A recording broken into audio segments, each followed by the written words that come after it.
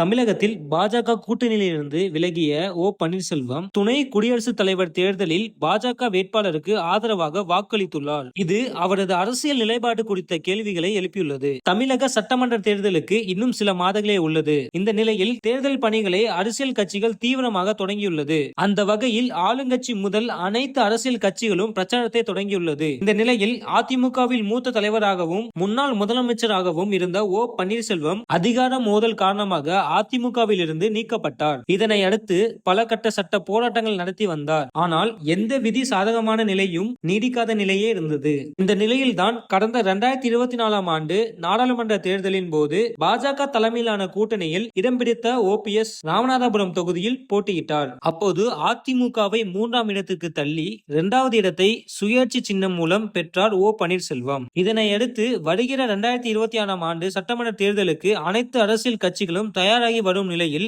அதிமுக பாஜகவும் மீண்டும் இணைந்தது. இதனால் பாஜக கூட்டணியில் OPSக்கு உரிய அங்கீகாரம் கிடைக்காத நிலை ஏற்பட்டுள்ளது. இதனால் அதிர்ச்சி அடைந்த OPS பாஜக கூட்டணியிலிருந்து வெளியேறினார். பாஜகவின் மத்திய தலைமை OPS மற்றும் அவரது அணியை தொடர்ந்து புறக்கணித்ததாக குற்றச்சாட்டு எழுந்தது. குறிப்பாக பிரதமர் நரேந்திர மோடி தமிழ்நாடு வந்தபோது OPSஐ சந்திக்க அனுமதி மறுக்கப்பட்டது. இது அவரது ஆதரவாளர்களிடையே கடும் அதிருப்தியை ஏற்படுத்தியுள்ளது. OPSன் ஆதரவாளர்கள் குறிப்பாக அவரது தொண்டர்கள் உரிமை மீட்பு குழு பாஜக கூட்டணியிலிருந்து வெளியேற வேண்டும் என வலியுறுத்தி வந்தார். மேலும் எடப்பாடி பழனிசாமிக்கு எதிராக அவர் மேற்கொண்ட போராட்டத்திற்கு பாஜக மற்றும் RSS ஆலோசனையின் பேரில் நடந்ததாகவும், ஆனால் இறுதியில் பாஜக EPSஐ ஆதரித்து OPSஐ புறக்கணித்ததாகவும் குற்றச்சாட்டு எழுந்தது. இதனையடுத்து பாஜக கூட்டணியில் இருந்து வெளியேறியதாக அறிவித்தார். இந்த நிலையில் பன்னீர்செல்வத்தை தொடர்ந்து தமிழகத்தில் பாஜக கூட்டணியில் இருந்த TTV தினகரும் வெளியேறினார். அப்போது பாஜக மாநில தலைமை தங்களுக்கு உரிய அங்கீகாரம் வழங்கவில்லை என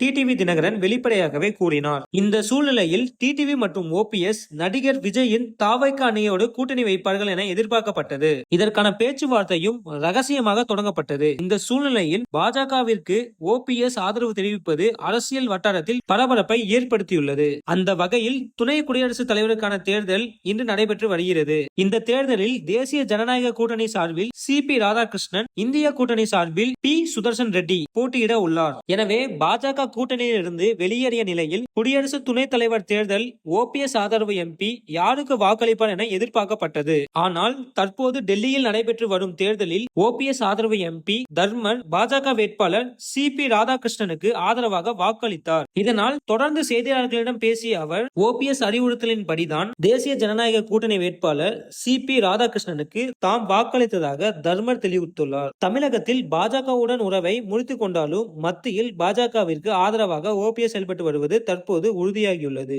இது போன்ற சுவாரஸ்யமான செய்திகளுக்கு ட்ரெண்ட்ஸ் டுடே சேனலை சப்ஸ்கிரைப் பண்ணுங்க.